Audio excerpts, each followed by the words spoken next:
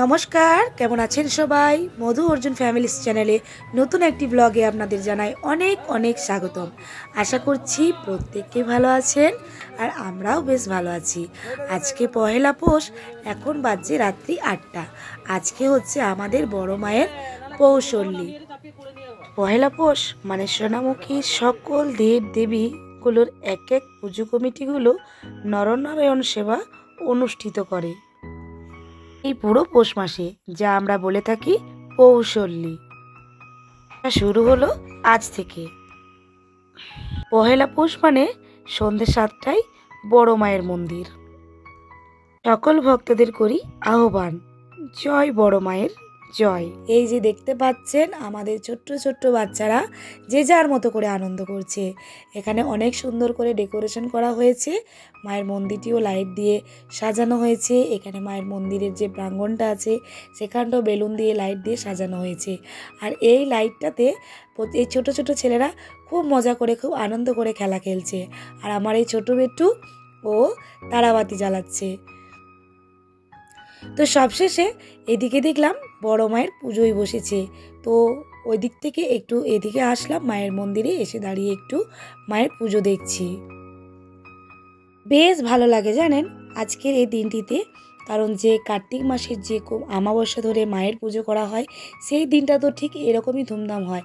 হয়তো আজকের দিনটাতে সেরকমভাবে কোনো প্যান্ডেল নেই, সেরকমভাবে কোনো লাইট নেই, তবে কিন্তু পুজোটা ঠিক একই রকমই আছে।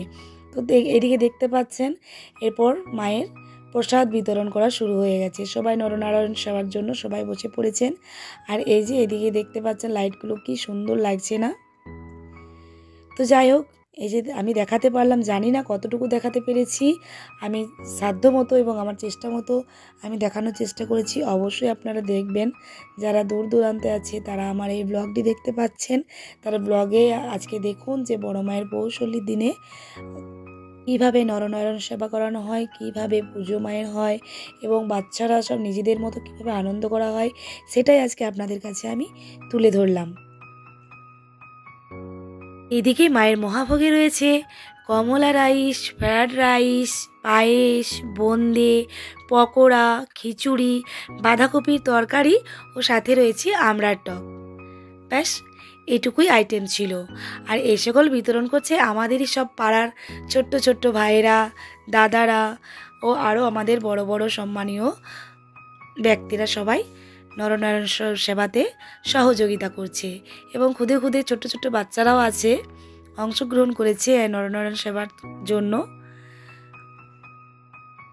জানি না আমার ব্লগটি কতদূর পর্যন্ত পৌঁছাচ্ছে, তবুও বলি যারা দূর দূরান্তে আছেন, যারা এবছরে আসতে পারেননি, তারা পরের বছর অবশ্যই চেষ্টা করবেন আজকের দিনটিতে উপস্থিত থাকার।